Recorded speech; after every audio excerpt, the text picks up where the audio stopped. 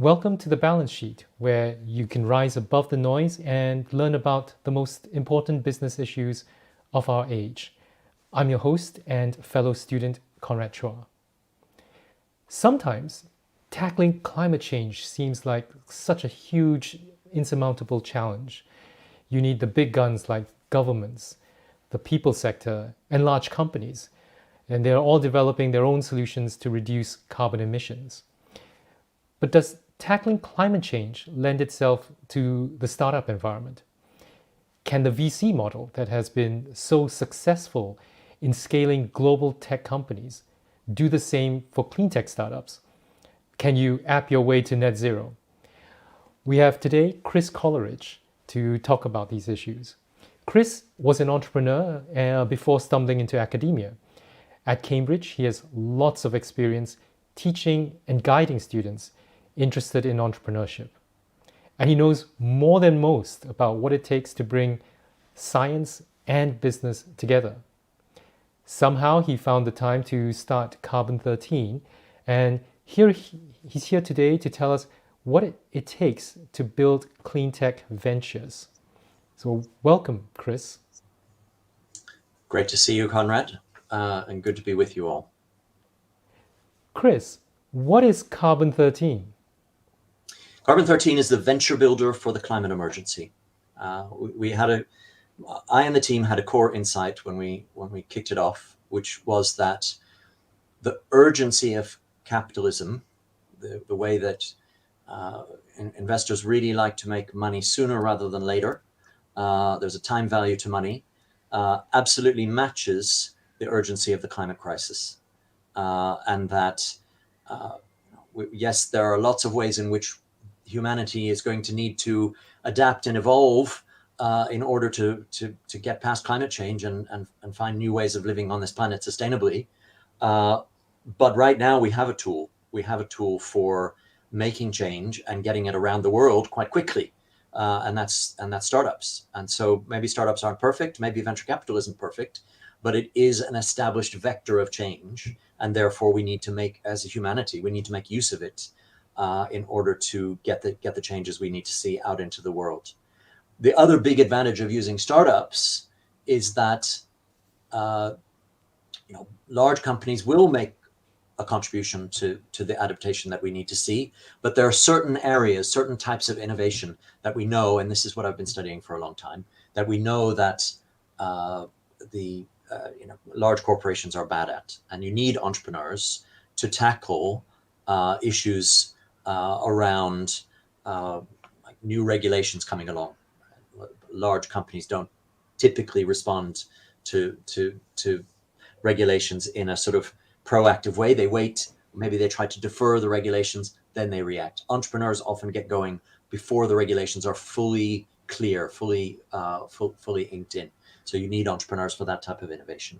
You need entrepreneurs for any type of innovation where the new model, the new innovation is going to cannibalize the revenue streams of existing businesses. Existing businesses tend not to touch that. And so you need entrepreneurs if they're going to do something that is really fundamentally changing the nature of the industry in that way. Sometimes large companies are good at behavior change type innovation, but generally they're not so great at it. And it's entrepreneurs who are willing to take a bet on, actually, I think consumers are willing to look at things in a different way.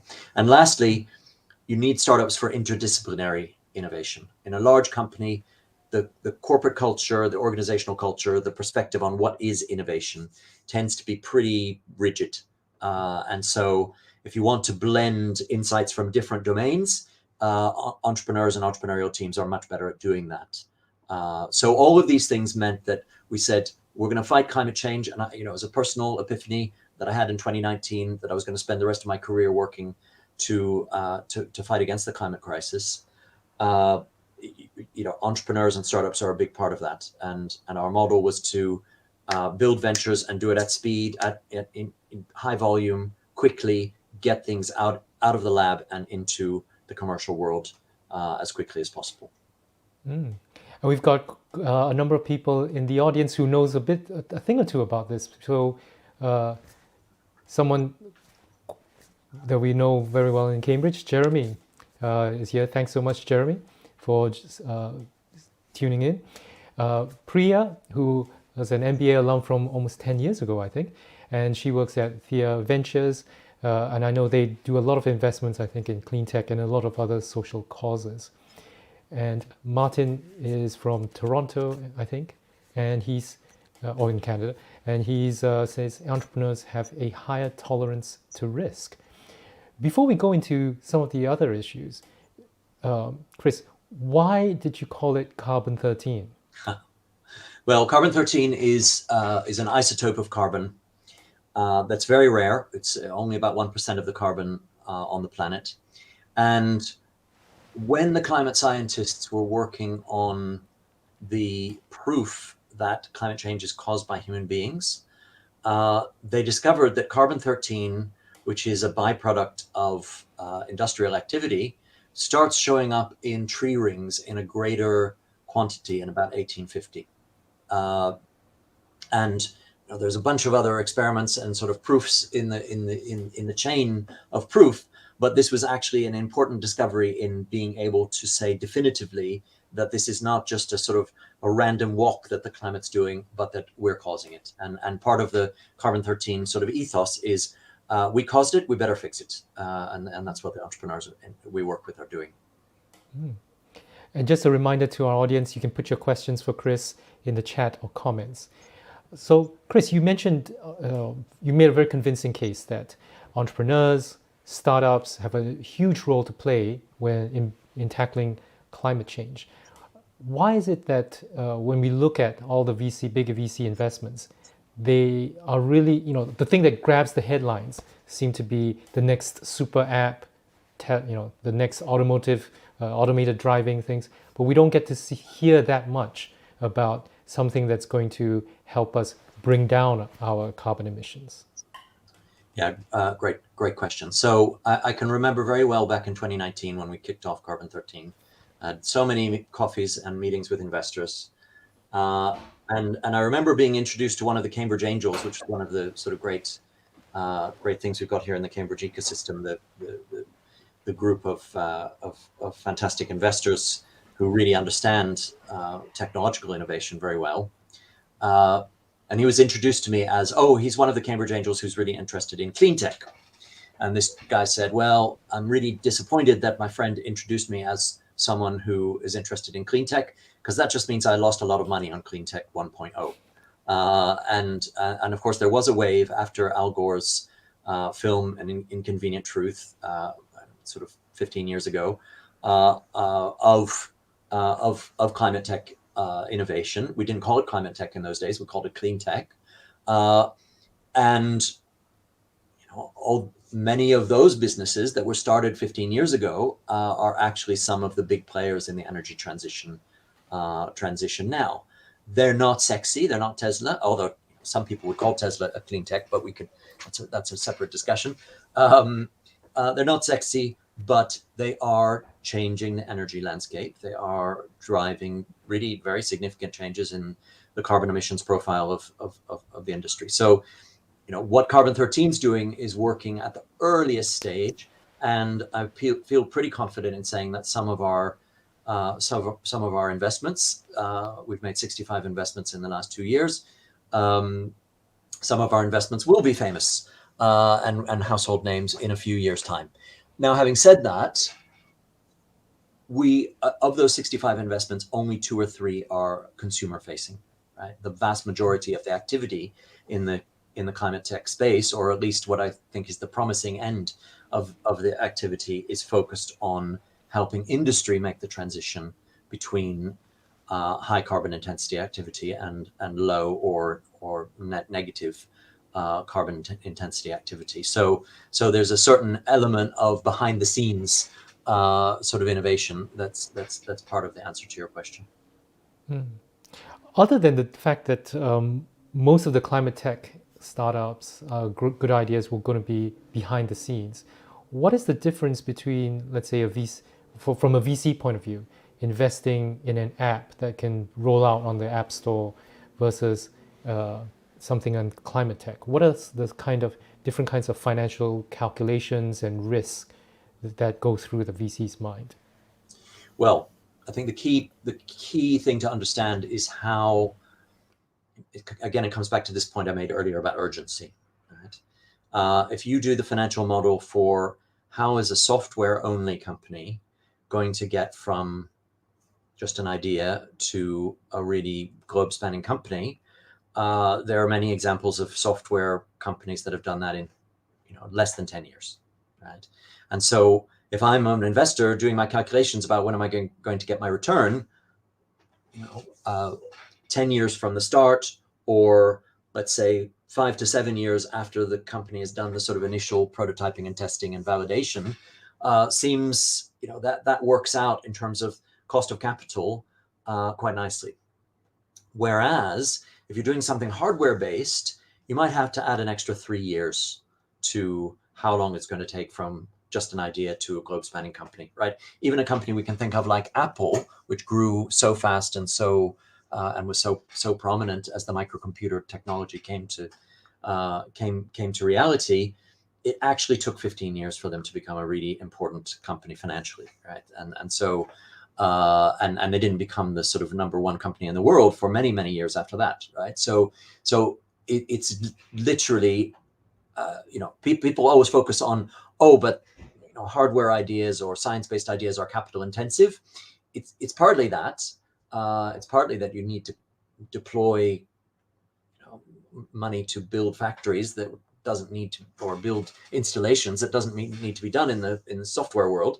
But it's actually just as relevant to focus on, is it going to take 10 years to come to maturity or 15 years to come to maturity? Investors care a lot about that kind of thing. Now, again, going back to 2019, I talked to so many investors who said, for the reason we've just been covering, you will never see VCs backing those kinds of companies. And of course, those predictions in 2019 were totally wrong. Now, why were they wrong? They were wrong because ultimately the climate tech bet is a relatively safe bet. And I know that sounds ridiculous when you're talking about risky venture capital innovation, but it's not really a question of if we're going to solve the climate crisis. It's a question of when and how we're going to solve the climate crisis, right? We won't survive on this planet if we don't address the carbon emissions, right? So investors really like that thesis. They really like the idea that, the question is not, is there going to be technological change? It's when and how, what form is the technological change going to take? If you look at the VC boom over the last 30 years, it's been based on the internet. It's been based on digital technologies and the idea that all of that stuff is inevitable. Climate tech shares this sort of, hey, it's inevitable. It's going to happen. You just have to get your money on, as an investor, you just have to get your money on the right horse. You don't have to worry about whether the race is one that's even worth running. And if you compare that to some of the things we've seen, like crypto, no offense to any crypto enthusiasts in the audience, right? But there's no danger that climate tech is suddenly going to be seen as irrelevant in the way that crypto, for example, is currently viewed by most of the world. There's still some hardcore people who say no, but there's potential here. But most of the world has said, oh, crypto is kind of a fad. That's not going to happen to climate tech. Mm. And we have a question here from Boris Adoku, who's an MBA alum, and he's based in Dakar, Senegal. I think it's a good time to ask this question, which is, he says he advises climate tech companies operating in sub-Saharan Africa, and somehow this clean tech or climate tech portion of the entire landscape of climate finance is very small, especially in that part of the world, because there's a perception that there's a larger risk in terms of climate tech investments there. Yeah. What are your thoughts about how people can shift that perception to something like what you mentioned, that climate tech is inevitable and people should get on that horse, or find a horse to get on? It's a great question, Boris. I think the challenge is one that is universal to innovation, not just climate tech innovation, and that is that people looking to place those early stage bets on what could happen in 10 or 12 years time, they make the assumption, which could be wrong, but they make the assumption that the most relevant future companies are going to come out of the innovation hubs that we know: Cambridge, MIT, Stanford, Shenzhen, and Bangalore, and so on, right? So it means that if you're not in one of those innovation hubs, you don't see so much activity around the really kind of cutting edge early stage stuff. You're more involved, and I'm imagining this is what your bread and butter is in your job. You're more involved in rolling out technologies that originated in one of those places that I just mentioned, right? Now, this is a fundamental challenge for every government, is to say, okay, how can our innovation hubs become more central to actually originating the innovations, not just being the recipient of those innovations being rolled out. And I think in Africa, there's actually an interesting play. If you think about, by the end of this century, I think I've seen that the majority of the world's population will be living in Africa. The areas of the world that are going to be hardest hit by the climatic changes are often in Africa, and those two points, kind of could lead to the direction of some kind of important innovation hubs arising in Africa. Now, obviously, there are already some very interesting innovation activities going on in the hubs that we know, but they do struggle to be seen as, oh well, this is the cluster where you want to look for the next thing. And I think governments need to be quite strategic about saying, okay, how can we increase our soft power over the next 20, 40, 50 years? One of the ways is by really fostering those very uncertain early stage innovation activities in our geography. I hope that's that's helpful for us. I think that leads on very nicely to Sam's question, which is the role of governments. How should governments partner with VCs to catalyze these, risky climate tech innovation? Or do you feel that private markets are doing it fine? Well, Sam, we're seeing a massive experiment on exactly the question that you're asking in the form of the Inflation Reduction Act in the US, which is doing precisely what you're talking about, and creating a pull factor, if you like, for these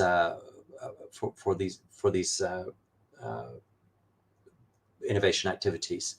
It's fascinating from a sort of global perspective to see, the Americans the US government appears to like the idea of addressing the climate crisis through subsidies and incentives, whereas the EU governments, and the UK is a bit closer to that than they are to the US on this particular area, prefer to focus on regulation, right? And it's almost like it's a sort of two competing theories of change, right? The Europeans are saying, change the regulations and established companies and startups will innovate in response to those changes. And the Americans are saying, yeah, show me the money and do it that way. I'm glad that that both approaches are being tried, right? I think if it would be a shame if the EU abandoned its approach and went to the US approach. And in a way, the US approach, especially given the polarization in their politics, they could have a lot of difficulty with the EU's approach. So I think it's good, it's healthy for the world that we've got sort of different models here. People, to your question, Sam, people talk a lot about the missing middle in climate finance, and the idea that, is there a chance to get projects through what we sometimes call the technological valley of death, that happens. And I think there's two things to think about. One is, if you look at venture capital and you look at any given entrepreneur complaining that they can't raise their next fundraising round, you have to remember that the venture capital is kind of a tournament, and it's a feature, not a bug, that some entrepreneurs are going to fail and and not be able to raise their next fundraising round. That's part of how the whole venture capital sort of funnel is selecting the best technologies that really seem to be getting traction and doing well. So if you hear an entrepreneur complaining they can't raise their next investment, it's not always a sign that there's something broken in the innovation system. It's actually part of what's supposed to happen. The other thing I'd say is that, going back to my comments about inevitability, we are going to see the missing middle problem solved, right? Because the world cannot afford for all these all these technologies to fall by the wayside. But the difference between, some are going to fail, and that's actually sort of how the VC system works, and there are going to be instruments created in line with your question that will sort of deal with the sort of project finance and structured finance and sort of capital intensive finance, and the instruments that need to be in place to make that happen. I know many talented entrepreneurs who are working on precisely that problem. Is they want to be the ones to come up with the fintech instruments that are going to solve that problem. So, Chris, this is a good time for you. Maybe if we talk a bit about Carbon 13. How does Carbon 13 go about that process of selecting which kind of ventures to back? Thank you very much. Well, it's a bottom-up process, right? Carbon 13 is basic. The basic idea is that rather than trying to predict in advance what the future of technological landscape looks like, which is what a lot of investors do. They try to kind of say, this is how I think the world's going to go. We are looking to back the best teams, right? And of course, we're thinking carefully about their ideas and the quality of their ideas and the evidence that they've been able to put together about their ideas. But really, there's a lot of evidence in the world and in academia to tell us that the quality of the team is supremely important when you're making these early stage investment decisions. Now, the way our process works is we bring together a cohort twice a year in Cambridge, and we also have cohorts in Berlin, and we do work virtually as well.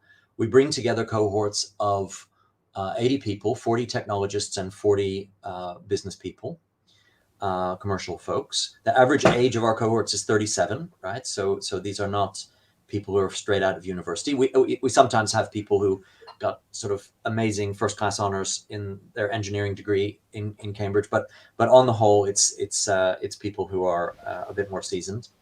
The technologists and the scientists are typically bringing some kind of IP, some kind of intellectual property, some idea. The commercial founders, sometimes they're bringing an idea, but often they are just bringing their experience, and they're looking for somebody fantastic to work with, right? We talk a lot in Carbon 13 about half hunches, right? That one person's got a technology hunch, another person's got a market hunch, and it's not until the two meet that you start to really see the magic, the magic happen. We run a program our program is 8.5 months, and it starts with 6 weeks of the 40 technologists and the 40 commercial folks getting together, and it's a little bit like Love Island. They have to team up. If they don't team up, they're off the program. And from a given group of 80, we get roughly 30 teams forming, and those 30 teams go through to the second stage, which is a 3-month program where we have our entrepreneurs in residence who are successful entrepreneurs, exited entrepreneurs. We have our carbon experts in residence, who are people who really understand the sort of levers of impact and how decarbonization works in the real world. And the teams work with those experts, and there's a big group of domain experts coming from the Cambridge ecosystem primarily that we've assembled, and they work with those experts to put flesh on the bones of their idea. And of course, a big part of it is not just consulting experts, it's going out and talking to customers, right? And figuring out, well, it's all very well to have a grand vision, but how is the journey going to start, right? Who's the first pilot customer? What's the first value proposition that's going to be important to that customer? At the end of the 3 months, the 30 teams pitch our investment committee.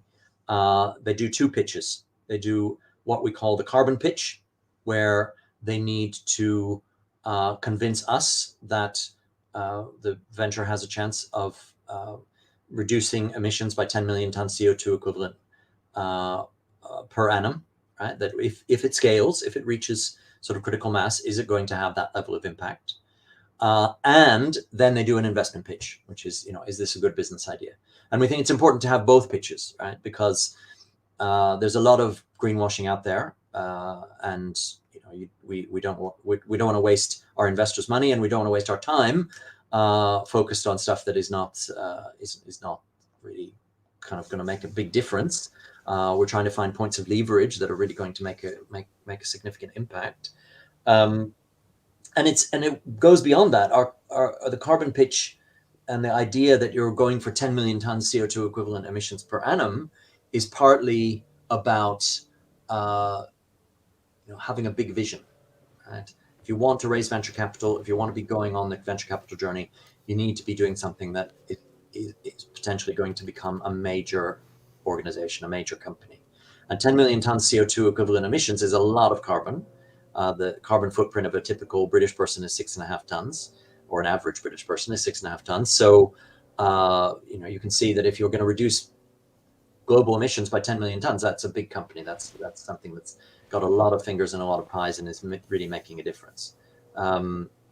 So yeah, that's our process. Once we make a certain number of investments per cohort, and then there's another 3-month process, which is helping them make further progress and get ready to raise more money. We're investing 120,000 pounds in each of our startups. We've made 65 investments like that in the last 2 years, and then they need to go on and spread their wings and get away from carbon 13, if you like, and raise money from other investors.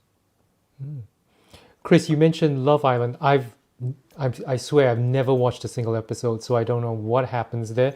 But when you bring these when you bring these scientists and the people with the business ideas, what's the kind of dynamics, the kind of the atmosphere in when you bring them together? Do they have very different views, and how do you reconcile that?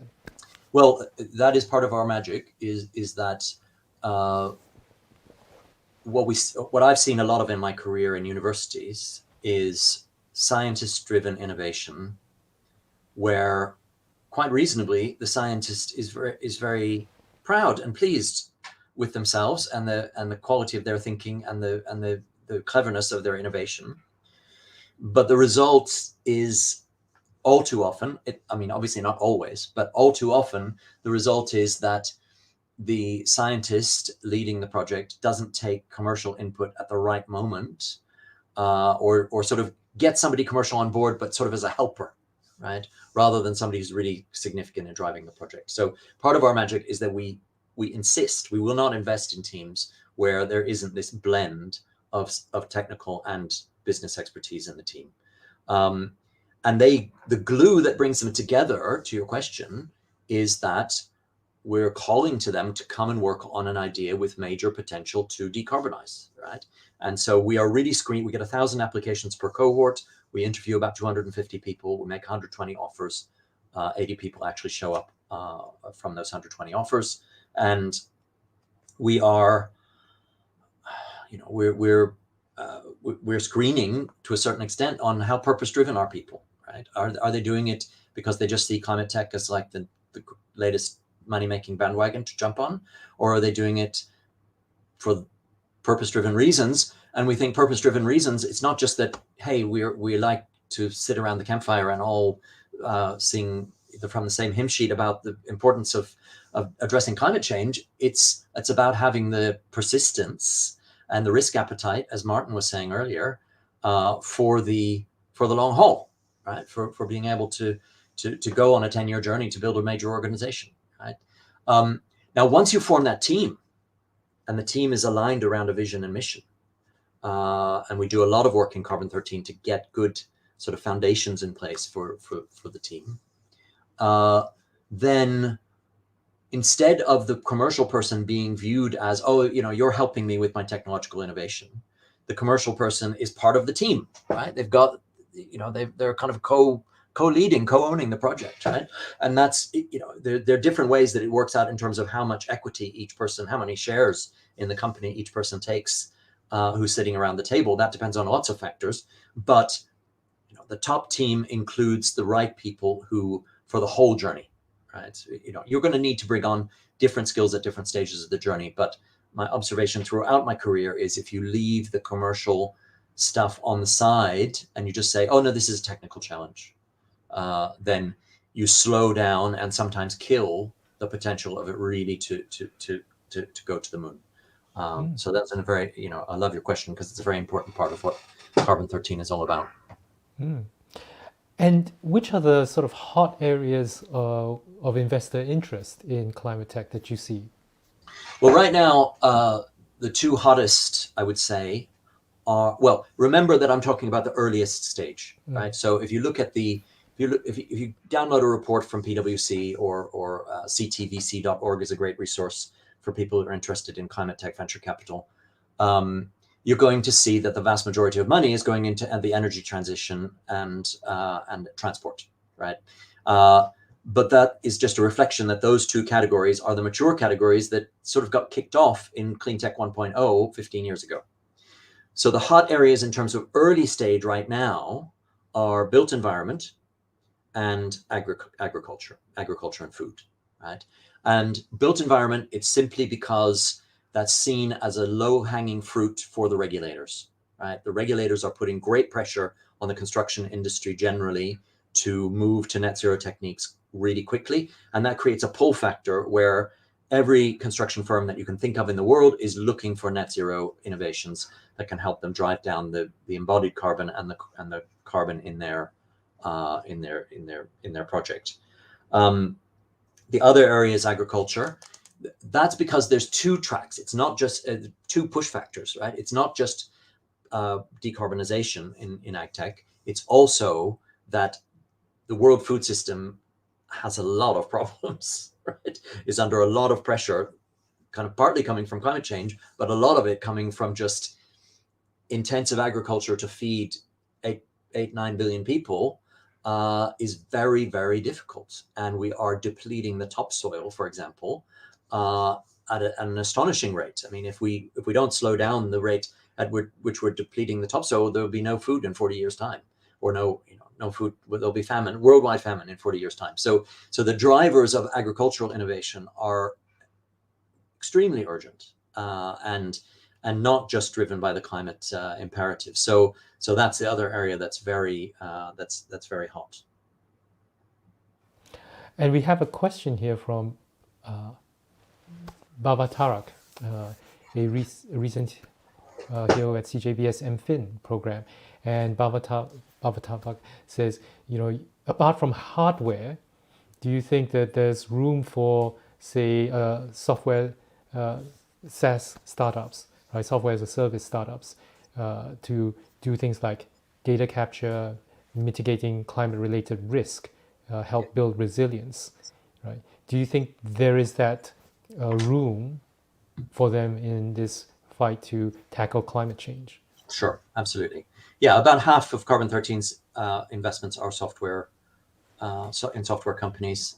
In the last couple of rounds of investments that we've made, we've moved to a position more like 1/3 sort of what you might call pure hardware companies, 1/3 pure software companies, and 1/3 hybrid companies where maybe there's a sensor or some kind of robotics involved, but the business model is based on data and is a hybrid sort of thing. I think in the green fintech space, where we've made quite a few investments, there's a lot of room for software-based innovation, and InsurTech is something that you mentioned in your question. One of the leading, in terms of valuation, one of the leading investments that we've made is in a company called Kita, which is the world's first insurer for carbon offsets. Right, so all these companies are buying carbon offsets. They, as we've seen actually recently in the news, it's hard to be sure that the carbon that you've paid, that let's say a Microsoft or a Stripe has paid to have offset, has actually been done, right? And so Kita is providing an insurance product to ensure against the risk of carbon non-delivery. And the effect of that is to drive fraud out of the market and increase the overall quality of the carbon offset market. So it's a very interesting angle on the whole approach. There's something in your question, Babatarik, which is implying that analytics has a major role to play, which is absolutely right. And if you look at the Carbon 13 portfolio and you click on platforms, you're going to see a lot of analytics startups like that, which are really pure data plays, pure software plays that work in that direction. Thanks for the question. Really appreciate it. And Chris, we have this real global audience because the next question is from Indonesia. So Cynthia says Jakarta has just launched a climate tech hub, and she's asking about the waste industry. Right? What is the potential of clean tech, climate tech innovation in this space? Are people investing? Well, absolutely. I'm going to be able to give a really quick and clear answer to your question, because one of my academic colleagues we had a random chat yesterday at our faculty meeting, and he asked me to email him this morning. I'm just going to put it in the chat if that's all right with Conrad, a list of the companies that Carbon 13 is invested in that have their roots in the waste industry. Okay, no, I can't do it. I have to connect to comment. And I'm not sure. You can just put it in the private chat, and then I will. Let's put it in the private chat. Okay, fantastic, yeah. Fantastic. I'll just. So that's a list. Okay, it hasn't come through in a particularly formatted way, but that's a list of the climate tech investments that somehow have that element of resource efficiency around waste streams. And so I hope if you look at that, if you look at the websites of those, there's about 10 companies. It will give you some inspiration for what you're trying to do in Indonesia. And Cynthia, I mean, I'm working on Carbon 13, but I'm very keen to support climate innovation anywhere in the world. So please do get in touch if you think I can give you some useful perspectives. I'm very happy to make some time. And this is the list of waste tech investments. So Chris, just to clarify, are these investments that Carbon 13 has put in? So those are all companies that Carbon 13 is invested in. So I won't run through every single one because there's quite a few, but Food Squared, for example, is working on taking waste streams and turning them into food products, right? And there's quite a lot of startups working in that area, but there's some very clever biochemists in that team who are saying, okay, we need to not just create these products, we need to find more innovative ways of taking a waste stream and developing it into an edible product. Cocoon is taking waste material that gets generated internally in a steel factory and turning sorry, not in a steel factory, in a concrete factory, and turning it into sustainable steel. Right? And so this is it's a fascinating innovation where they're aerosolizing one of the waste products that comes out of a cement production process. And by doing that, they're able to turn it into a sustainable building material. And there's quite a few building material startups on the list here. Key Hydrogen is generating green hydrogen from landfill sites, right? And has a very interesting approach to that. Anyway, I won't go through every single one because they'll start to blur into each other, and I'm not sure it's super relevant for everybody in the discussion. But I'm glad you asked the question, Cynthia. It's taken us almost 45 minutes, but someone had to ask a question about generative AI. Yeah. So Kapil from India asked, everybody drink. That's the buzzword. Do you see any applications of generative AI or AI in general in climate tech? Well, anytime okay, so AI in general, I mean, there's a great joke in the startup world where we say, yeah, it's AI when you're talking to investors, and it's machine learning when you're hiring engineers to develop the underlying tech.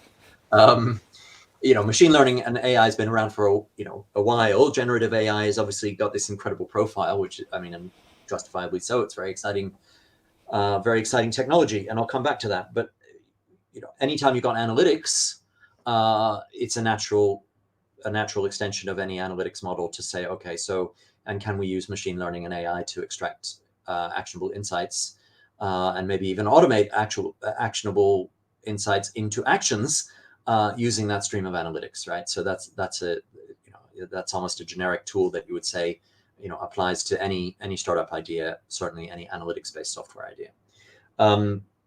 Generative AI, I mean, as an entrepreneurship lecturer, I feel super privileged to be around at the birth of generative AI. I mean, if you're my age, mid-50s, you think, oh, the big innovation in my lifetime happened with the rise of the microcomputer and the internet.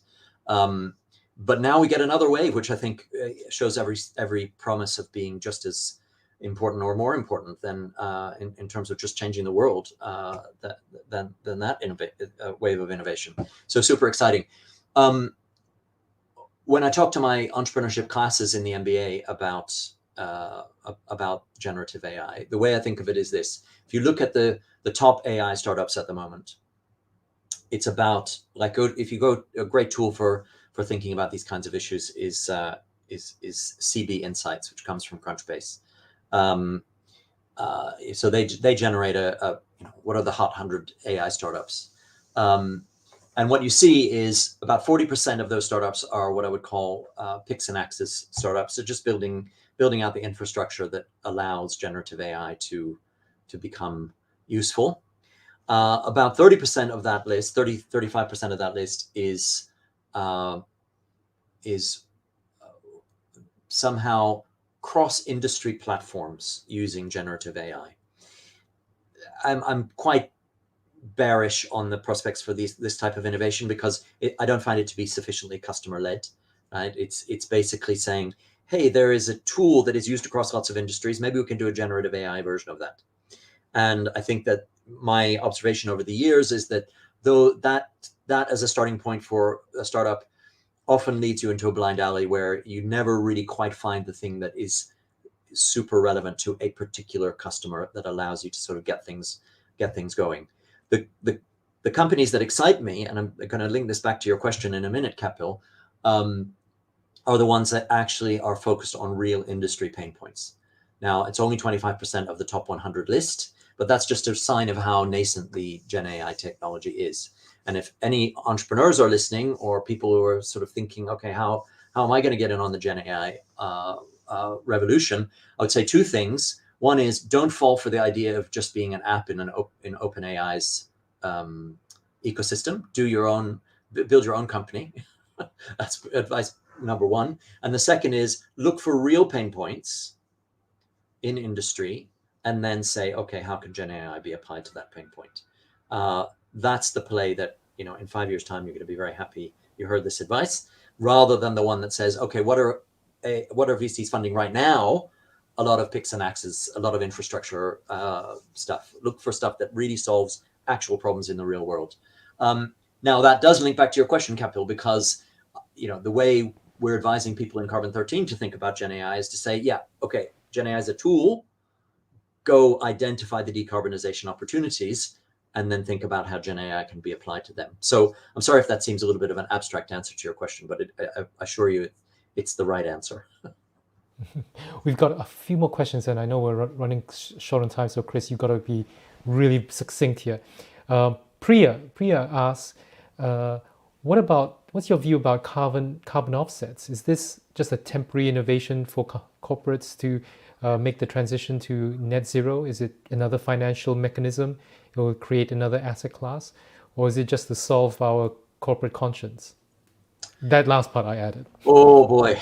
Well, Priya, I mean, I'm glad you asked me that question, and I'm not glad, because my view is very black and white. And my view is that the voluntary carbon markets should be outlawed. They're a scam. If you look at the work of Elinor Ostrom, the great Nobel Prize-winning economist, a late Nobel Prize-winning economist, you only have to read the first 3 chapters of her book, Governing the Commons, to arrive at the same view that I just expressed. Because what she shows so clearly is that when you have a common resource, and that's an exact thing. That maps exactly onto what the carbon budget is. Our ability to emit carbon is a common resource. We can only do so much of it.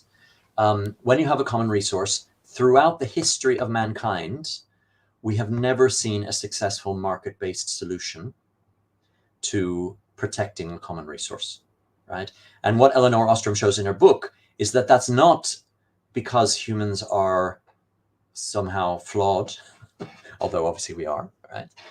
It's because mathematically, the amount of money that you can make by free riding and committing fraud and scamming a market-based solution for a common resource is always going to be more mathematically than the amount of money it makes sense to spend on policing that resource, right? So, the fact that the discussion, that the journalistic coverage is saying 90% of voluntary carbon market offsets appear to be fraudulent. I mean, that's not a surprise. That's like a feature of the way that the whole thing is designed, is that it's easier to scam it than it is to do it, and more profitable to scam it than it is to do it for real. And there's no effective way of setting up a safeguard. So I always say to people, look, if you say, oh no, but there's got to be ways to improve the situation, go read the first 3 chapters of Ostrom's book, and you will arrive at a different conclusion. And what we need to move to, in case you're looking for the solution, is we need to move to carbon taxes, because governments' sort of greed and hunger for resources is something we can rely on, whereas people deciding that it's easier to make money in the carbon offset market doing it properly than it is doing it fraudulently, I'm afraid we cannot rely on that.